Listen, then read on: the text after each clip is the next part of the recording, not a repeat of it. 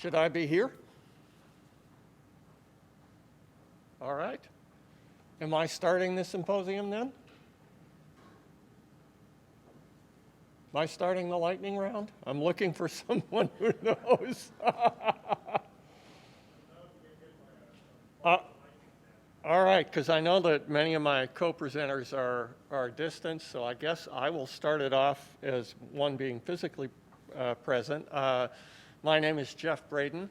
I'm a professor of psychology here at NC State, and my research area is in the fairness and equity in psychological and educational assessment.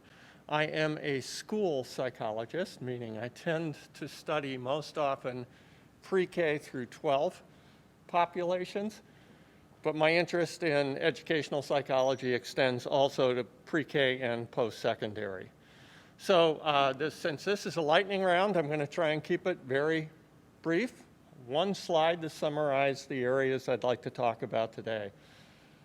First of all, I'm primarily interested in cognitive assessment, and for those of you who aren't psychologists, cognition has to do with knowing as opposed to affective assessment, which has to do with feeling, things like emotional assessment or diagnosis of psychopathology or things like grit are not in my domain. I tend to look at things like intelligence, aptitude, and achievement. And just to kind of make a quick distinction, intelligence is broadly the intellectual abilities you bring to solve a wide variety of challenges in your life. Aptitudes are narrower. They focus on abilities that are most closely associated with a fairly specific domain, such as aptitude for music or aptitude for math. Third is achievement. That is tests of what you learn. And we tend to have standardized tests, particularly state tests, but there are also other kinds of broad standardized measures. My interest is, how do these things look when we look at test access and fairness in different groups? I come from a background in disability, and I am especially interested in deaf and hard of hearing. For those of you who aren't familiar with the distinction between capital D deaf, those are members of the deaf community who depend on sign language for their cultural and linguistic identity. People who are deaf with a lowercase d are those who have a hearing loss sufficient to preclude the reasonable ability to speak orally and understand auditorily. Those who are hard of hearing can typically depend on speech, but usually have some form of assistance, such as hearing aids or whatever. So that's a group I'm particularly interested in, but I also do research on kids who have learning disabilities, kids with mild cognitive impairments, and other kinds of disabilities.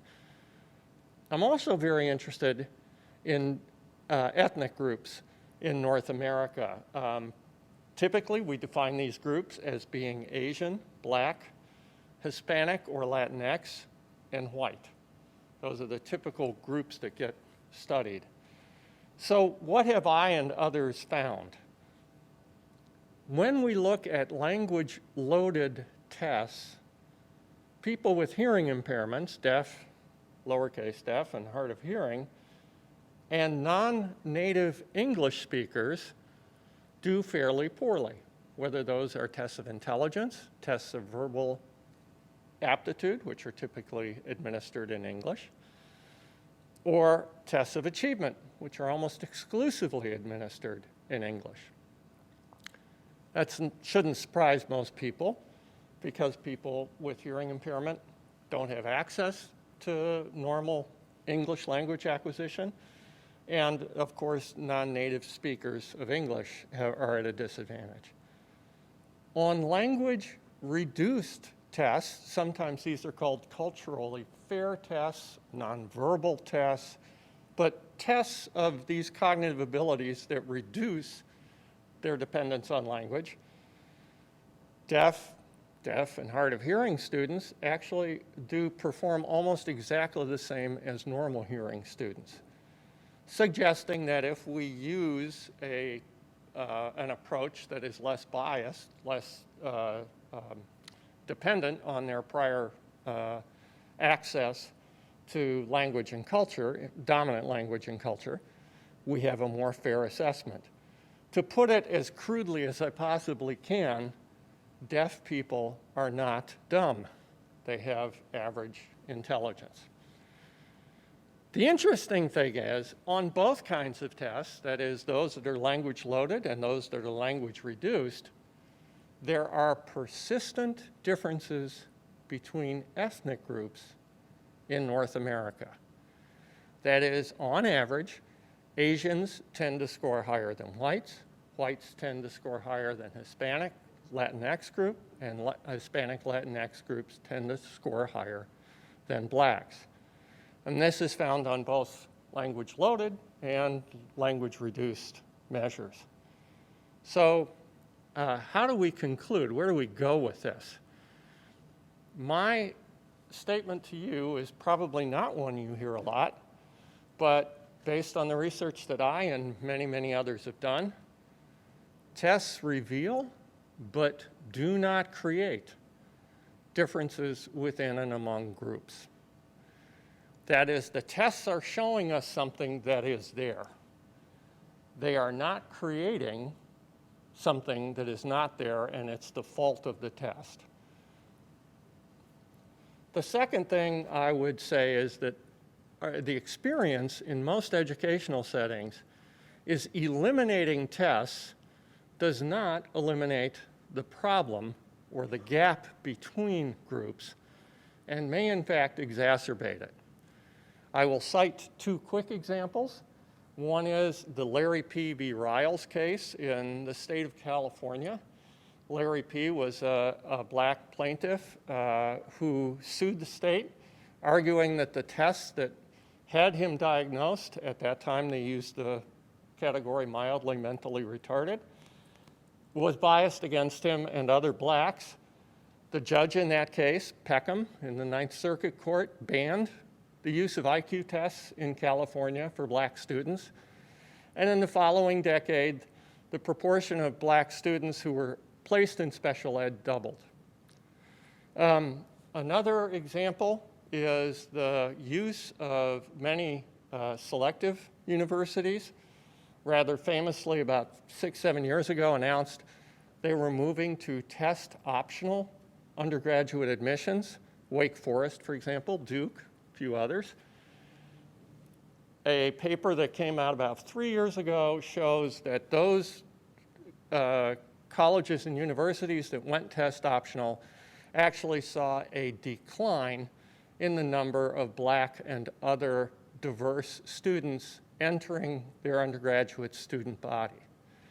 Now, we don't know all the reasons for this, but the argument based on the work that I and others have done would say getting rid of the test does not solve the problem. You're slaying the messenger, but not the problem.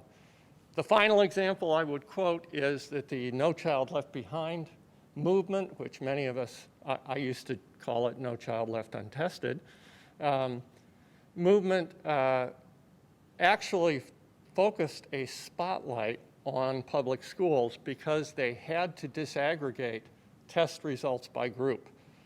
And I would argue that although that has raised many questions and concerns, rightly, about the opportunity to learn that we provide, particularly to low-income and minority students, that spotlight is there in part because the test results show us.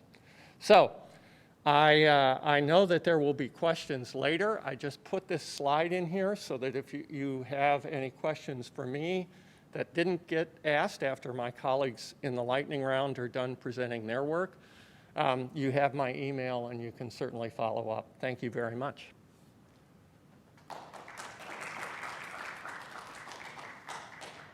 All right, I wanted to speak about financial incentives with research participants.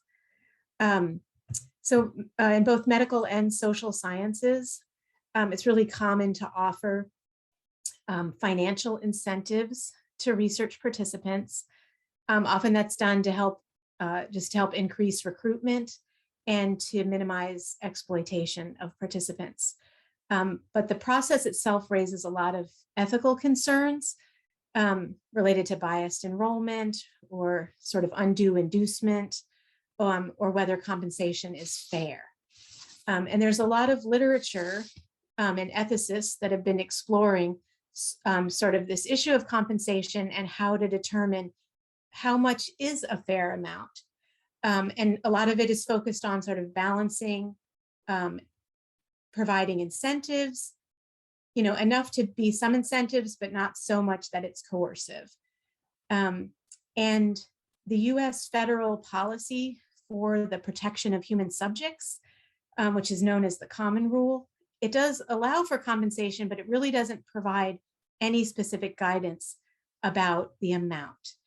And so what we see really is that it really varies a lot. The decisions vary a lot from research group to research group and from IRB to IRB, the oversight committees.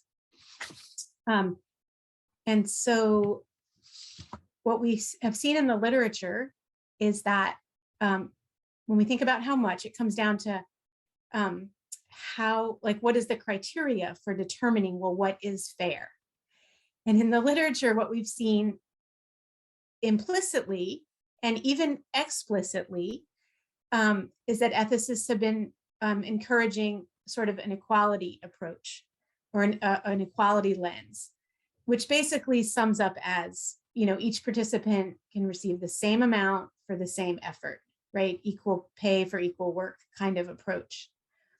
What I'm going to describe briefly is a study that we undertook where we really quickly found that this was not the fair approach. This wasn't really working. And instead, we decided to go with an equity approach, really where we determine the amount based on recognition of historic and current disparities and different forms of oppression and different relations that participants have to the research subject. And anyway, so I'll describe that really briefly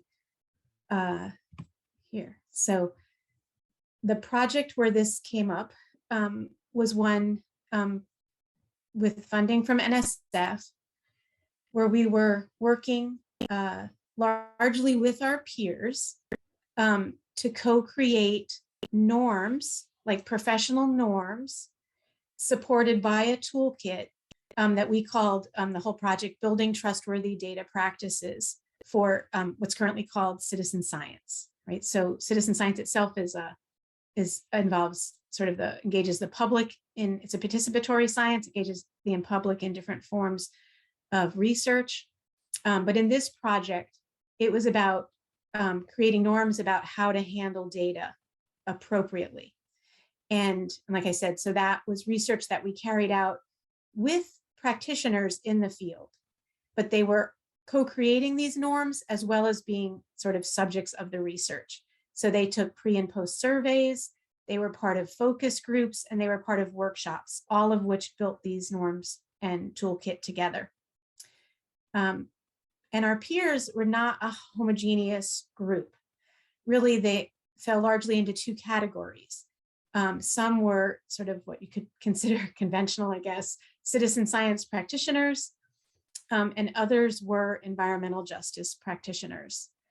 And so I'll just summarize that here. So our citizen science practitioners, kind of like citizen science itself, were largely based at large, had affiliations with large institutions. They tended to be white.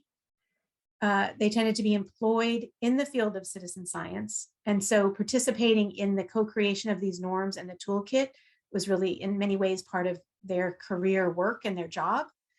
And they held expertise from the center, in this case, meaning from sort of white dominant culture and large institutional culture. The other practitioners who were research participants were, like I said, environmental justice practitioners. They often had no institutional affiliation or perhaps were affiliated with small community-based organizations. They were people of color. They were from groups that were historically and currently exploited often by science and knowledge production systems. They were often not employed in the field of citizen science, but were experts in the field nonetheless through the civic activism that they did. And their expertise was really important to the project, of extra importance to the project, as it came sort of from the margins, meaning that it was, people sort of from and representing marginalized communities. And so we worked with our colleagues who were environmental justice practitioners and with our IRB, and we ended up placing this equity lens on things. And actually, so what we originally planned was these really small compensations, which we continued with the citizen science practitioners, that those who participated got a $10 gift card. And with the environmental justice practitioners, those who participated actually received $100 in compensation. And so this, I guess, I mean, to me, it seems kind of simple, but it's very much in contrast to the literature and the norms that are recommended in terms of considerations of compensation of research participants. Right, thanks.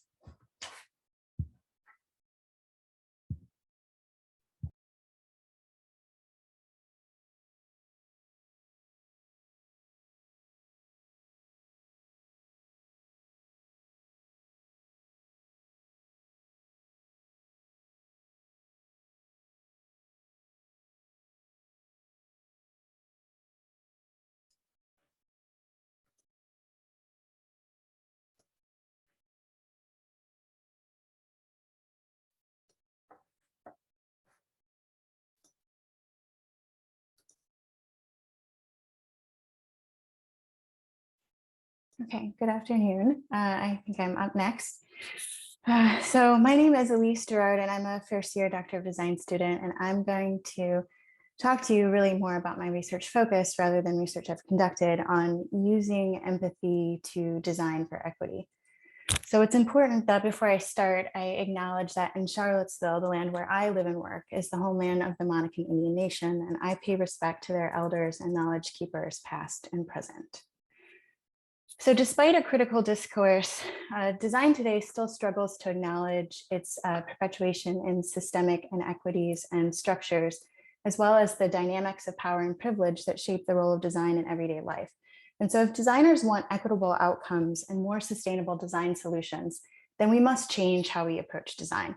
So equity in terms of design means acknowledging a past of inequities in design, owning that responsibility, and then reshaping design practices towards sustainable standards for the future.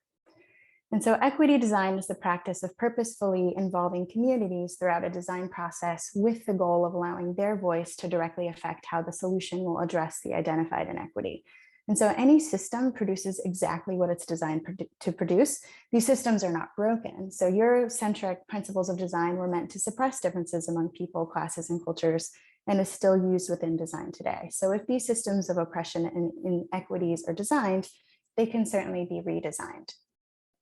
So the use of intersectional analysis is growing within design and research practices as both a method and methodology. And this analysis can really be applied at any and every stage of the design process.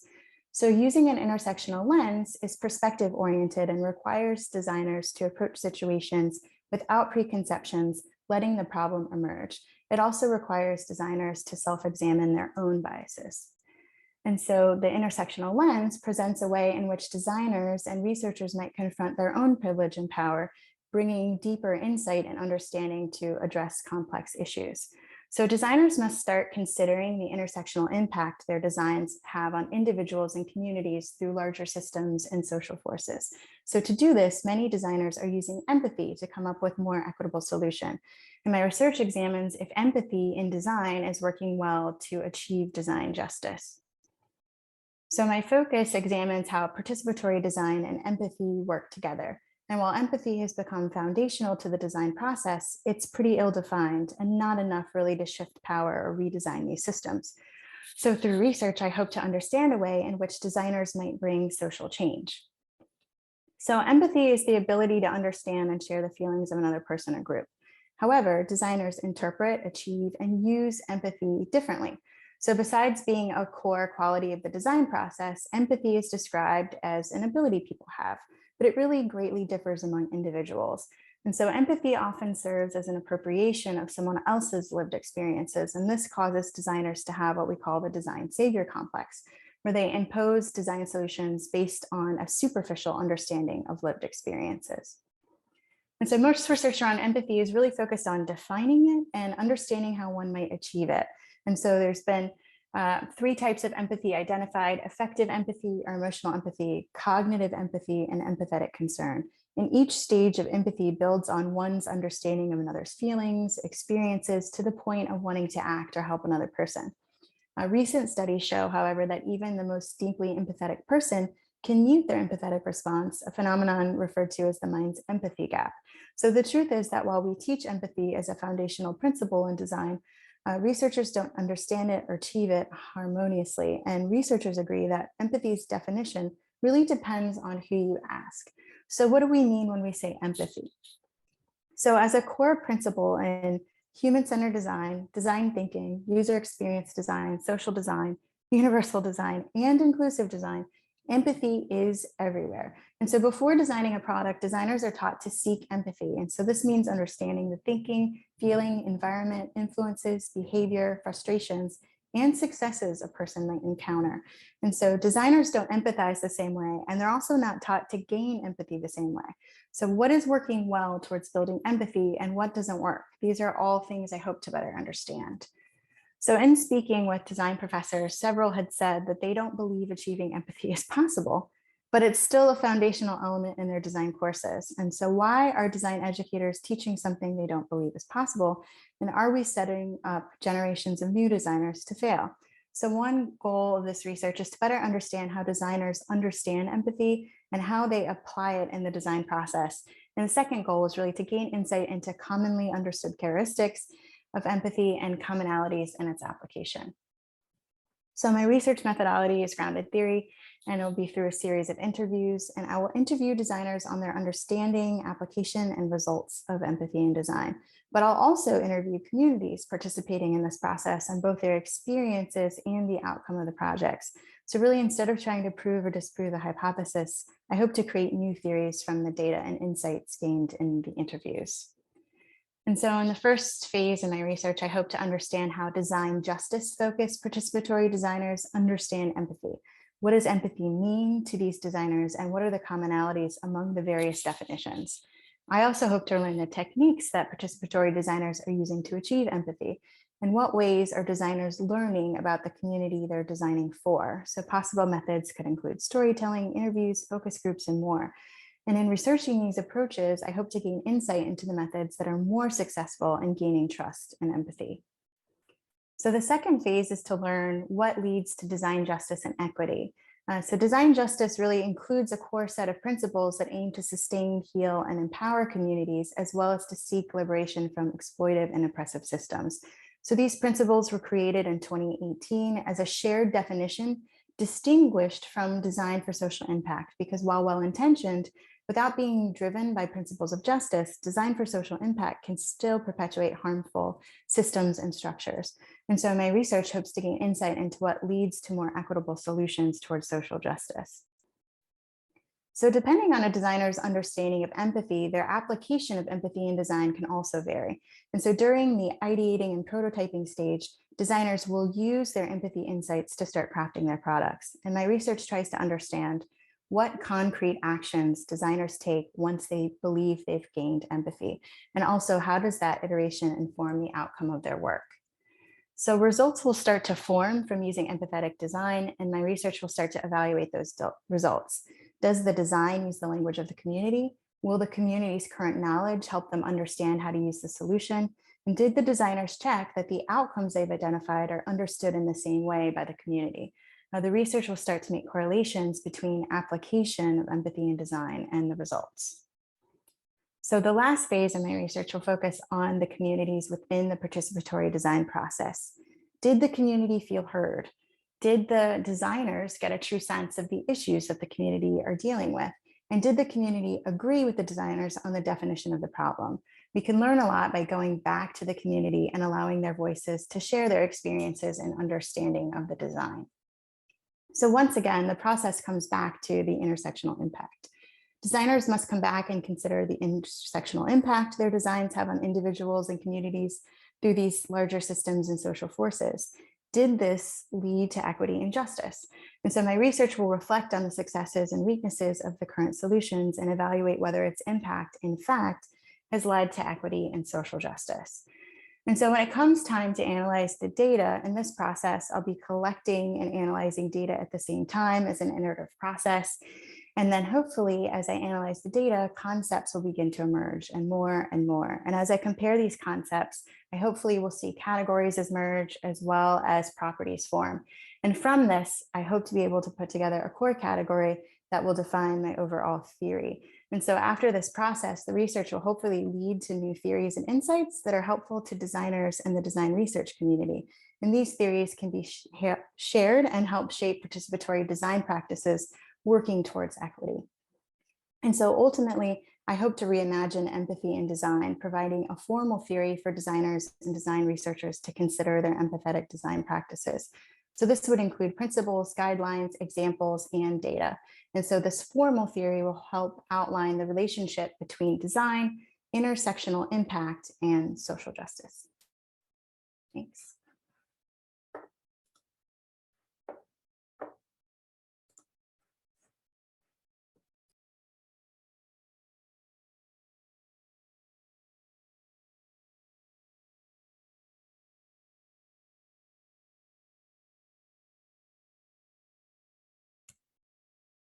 Okay, hopefully everyone can hear me okay. So I am Zakia Leggett. I am in the Forestry and Environmental Resources Department.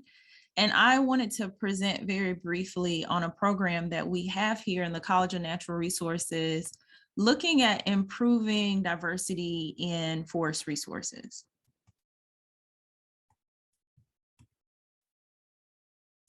So nationwide, forest resources is one of the fields that has the lowest minority representation, and that representation is extremely low here in the Southeastern US. When we look at why that might be the case, a lot of research has demonstrated that when students enroll in forestry programs, while there is a big push for recruitment, there isn't a ton of what we call peer community support. There's a lack of mentoring, and then there's also leadership that is not necessarily in place to support these students. So we put together a grant to USDA to fund a program that would look at recruiting students from historically Black colleges and universities into our forest resources program. And we really were building upon a previous relationship that we have with Tuskegee University, which is where I went to school. So if you're not familiar with Tuskegee University, it's in Alabama, and it is one of the premier HBCUs. I'm a little biased, but we were partnered with Tuskegee for a dual degree program. So students go to Tuskegee for 3 years, and then they transition to North Carolina State for 2 years. In that first year, they receive their bachelor's degree from Tuskegee because all of the graduate credits transfer back. They come back for a second year, and so they're able to receive a bachelor's and a master's in 5 years. So at the time of writing the grant, we already had, I think, 2 students in that program. And so we wanted to build upon that program and expand it to other HBCUs. So as I mentioned, the proposed program would recruit undergraduates, preferably from HBCUs, and we put together a mentoring and professional development setup for these students. So it was a traditional master's degree, but in some ways it was a bit non-traditional. So we currently have 6 graduate students. 3 students entered in the fall of 2020, and 3 students entered this previous fall. And so one key component for this particular program was putting together a really cool mentor team. And when I say really cool, meaning people that have experience being one of the only in forestry, and also professors who had experience mentoring and advising students from diverse backgrounds. So I selected people that I had seen within the department that I felt like could offer this, as well as people who had experience in partnering students with internships and experiences in forestry. So we called it our mentoring leadership community, so our MLC. So one of the things that we incorporated for the students as they came in is making sure they had tons of leadership training. So we meet on a monthly basis, and the students listen to podcasts from other underrepresented persons within forestry and natural resources. We talk about the challenges that those people may have faced and how they kind of overcame those challenges, giving them some tools, because we know they will face adversity in the field as they do internships and go into the field. We also have them put together videos when they go for their internships. So each summer between their master's degree, the first and second year, they go to internships. And so we had them put together videos, which we're hoping to develop into a mini YouTube channel to use as a recruitment tool to expose other students to forestry. We have several what we call career partners. The goal is for these students to be partnered with an agency, whether it be industry, nonprofit, government, for their projects. And so their specific projects are answering a question for these career partners. So for example, one of the students is working with the Nature Conservancy, and she is looking at some watershed questions that they had. So essentially partnering them to be a solution for a particular agency, really with the hopes that it will turn into a potential job opportunity. If nothing else, they'll come away with a really nice experience. And we also are asking these career partners to give us feedback on ways that we can improve the program, what tools that the students need that they didn't come with, or what were some amazing things that the students came with that they feel like we can build upon. So our current cohort, I mentioned, has 6 students. 3 of them didn't get me pictures, so these are the 3 that did. But we have students from Southern University, 2 students from Tuskegee University, 1 student from Florida A&M University, 1 student from Clemson, and I think I mentioned 2 from Tuskegee. It's 3 from Tuskegee instead of 2. So it has been a really nice experience working with these students, but not without challenge, and I'll share a little bit about that in a minute. So real quickly, we are doing a pre and post assessment to learn from these students' experiences, and these are some of the questions that we have asked them about their level of support pre coming to the program and then post, trying to see if that MLC actually had an impact. Obviously, I'm biased. I hope it does, but if it does not, we'd like to know that too. Asking them what they feel like has worked well in their current department, meaning NC State, as compared to their previous university, which I mentioned, most of those were HBCUs, and then getting feedback on their field experiences before coming into the program and then after their internship.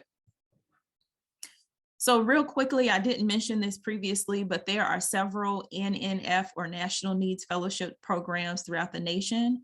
I have a colleague at Missouri, so he allowed me to, well, he partnered with us to have us assess his students. So he has 3 PhD students while I have 6 master students. So this is just the demographic of the students that were assessed. Again, as you can see, the majority were Black students, majority were from HBCUs, and we did have a good number of students that actually had an undergraduate degree in forestry. So when asking about why the students are pursuing forestry, and this was a question where they could select more than one, overwhelmingly, there was an interest in forestry. Stereotypically, people have assumed that students are not interested in forestry. When you talk with them, turns out that they actually are.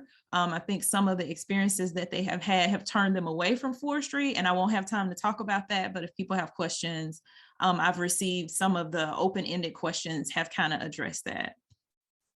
When asking if they had field experiences, Most of them obviously had classroom experiences. What was really interesting was that a large portion of them had taken unpaid internships. And so we will do some one-on-one interviews with these students to get a better picture of why they may have taken unpaid internships and figure out, if that was something that they wanted to do or if they felt forced to do so to get that field experience. So as I mentioned, I'll wrap up talking about some of the challenges. Obviously, it's always need more funding, right? It would be great to have more students involved in this program, but we were limited on funding. Also, the stipend amount from USDA was fairly low in comparison to some of the other assistantships. So some of the top tier students, all the students are top tier, but some of the students that we really wanted to recruit decided to go elsewhere because of the stipend amount. We have had challenges with students transitioning from HBCUs to this larger, quote unquote, different environment. And I can share a little more about that if people have questions. Again, some of the students didn't have a traditional forestry background, so entering some of the forestry classes, it was a bit of a challenge. And then COVID, bringing in graduate students where everything is online, where there is not a lot of interaction face-to-face, was a bit of a challenge for some of the students, especially coming from some of the smaller institutions. Nothing we can do about COVID, but it did have an impact on some of the students' experiences. So I will wrap up and see if we have any questions.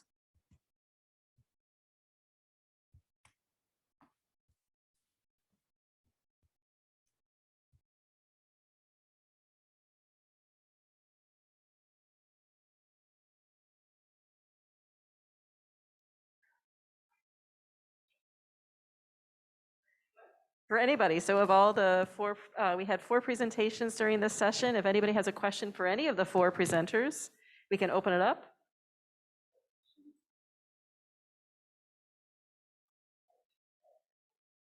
This is a really big room. You're all spread out. This is for Jeff. No, okay, yes, you need a mic too.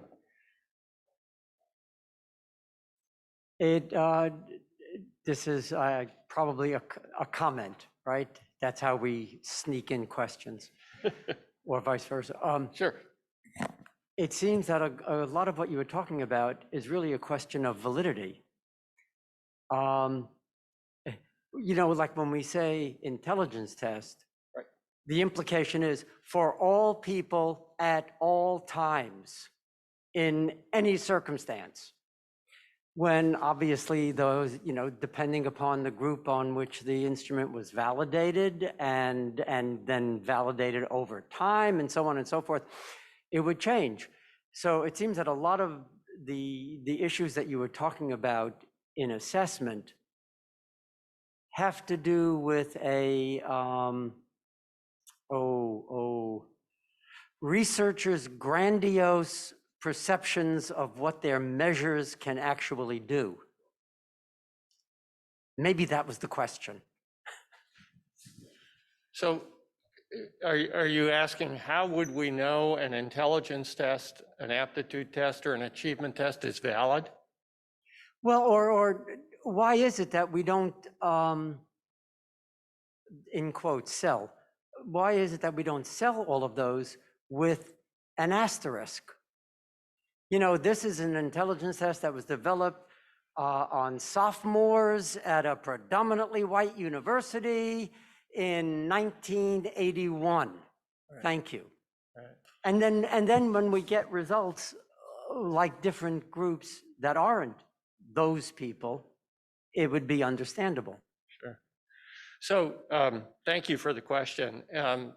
Just to be clear, the tests that I was referring to are those that are carefully standardized.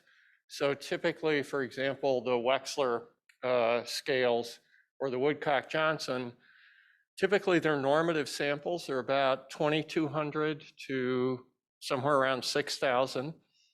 They are carefully weighted to represent the demographic distribution of North America, which would include weighting by gender, ethnicity, disability in some cases. They are also very carefully constructed by age. So, for example, the inside joke is we call them womb to tomb tests.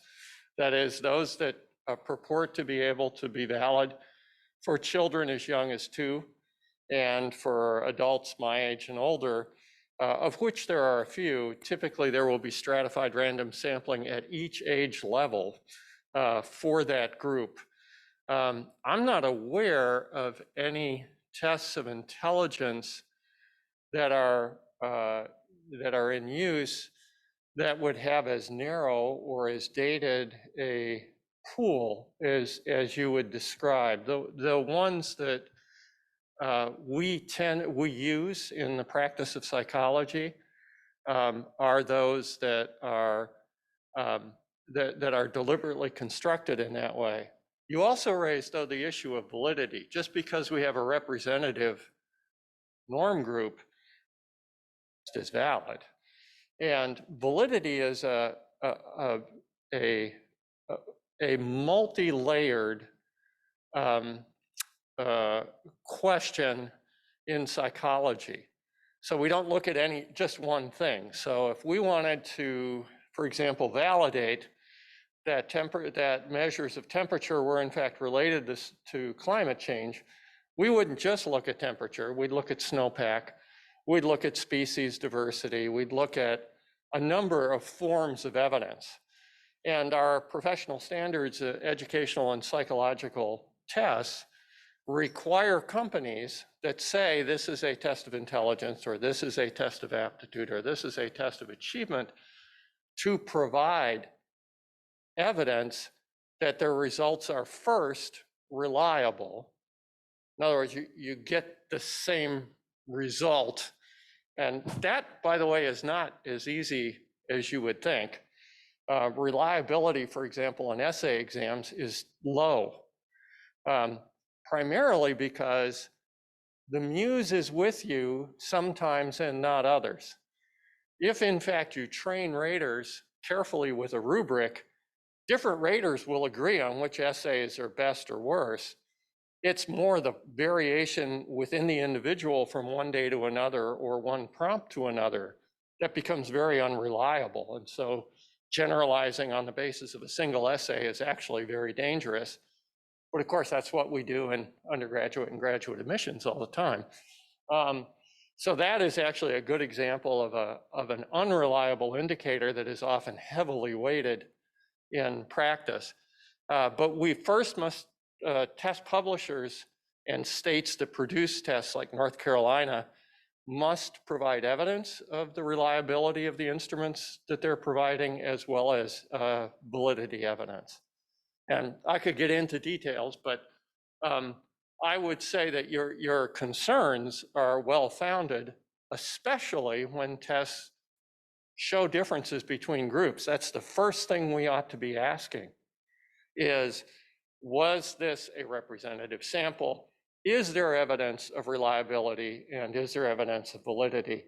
The interesting answer is that for, again, well-developed, commonly used tests, the answers are that the evidence appears that they are as reliable and as valid for different groups, whether by gender or ethnicity. So they compare well. Thank you. Thank you. Sure. First, I want to say I do. So the kill the messenger thing or whatever is true, right? So I was just in a group when we were talking about these things in schools called EVOS, where they check to see predictions about how well kids will do. And what happened when these were put into place is that Black kids actually got more access to higher level classes, right? And so the pushback was because these academic tests didn't, we think of it white kids here and brown kids here, but those are averages. And so when you disband those averages and you just look at the results, it actually helps brown kids to use those tests. So I get that. But I also have this problem with what is intelligence. And if we have an assessment, even though some people have more difficult experiences in the United States, they're still just as intelligent. And so this whole notion of intelligence, I think, is deeply problematic. And if you have an assessment that, I don't care how statistically valid this and biased this there is, if you consistently get results that tell you that brown people aren't as intelligent as white people, that goes back to the design. So I kind of want to ask the design person about how we need to use these equitable design empathy practices to just pull the plug on this thing. I used to give tests as a public school teacher, and the Woodcock Johnson is a nightmare culturally. It's not fair. So, can we talk to the design people about this empathy piece? And the results speak to themselves. We know that brown people are just as smart as white people. So if we're using a test that says otherwise, that's a problem. That's what I So thank you. It's a great question. You raise a number of issues. And to speak to the first part, again, my take-home message is that if you delete the messenger, you need to make sure you have something that is at least equally reliable and less biased than the instrument you're deleting. In most educational practice, we find that if we eliminate what we think are the biased tests, we actually reduce opportunity to learn for groups, which is the unintended consequence. And that's where I would lead. Your question about whether intelligence tests are prima facie, if there's evidence of differences between groups, that invalidates the test, is one that has consumed our field for well over 100 years. The first practical test of intelligence was developed by Simon and Binet for the Parisian public school system.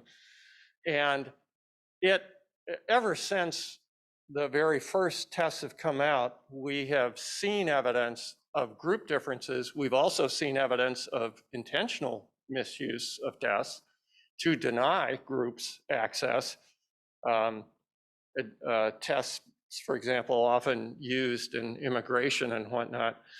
And this is where it gets really, really sticky. Scientifically, it remains an open question.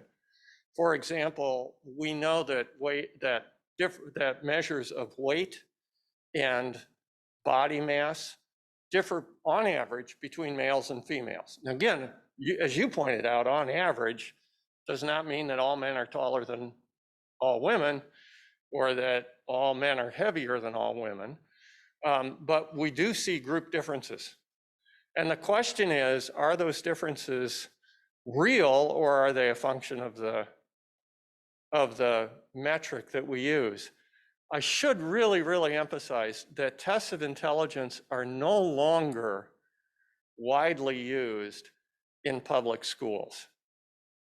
At one time, I remember as an elementary school student, I took a test of intelligence, a group test of intelligence. Currently, they are only used after a teacher has referred a child with a concern, and then that referral gets, the parent provides permission, and as part of the assessment practice, the psychologist may or may not use a test of intelligence depending on whether it's relevant. So I do want to make sure everyone knows psychologists, school psychologists in schools aren't running around giving everybody tests of intelligence. Thank you. I think we have time for one more question.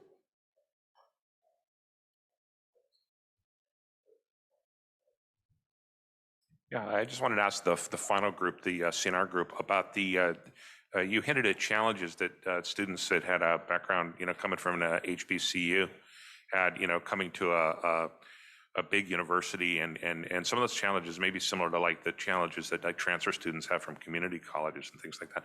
I was wondering if you could just share a few things, maybe not what you found, but what we can do to help deal with that challenge, considering that there is a difference in, I guess, the culture and atmosphere between the two different kinds of campuses. No, that's a great question. And you're right. We have found that the experiences of some of our students is almost identical and very similar, because in our department, we do have a large number of community college transfers that face some of the same issues.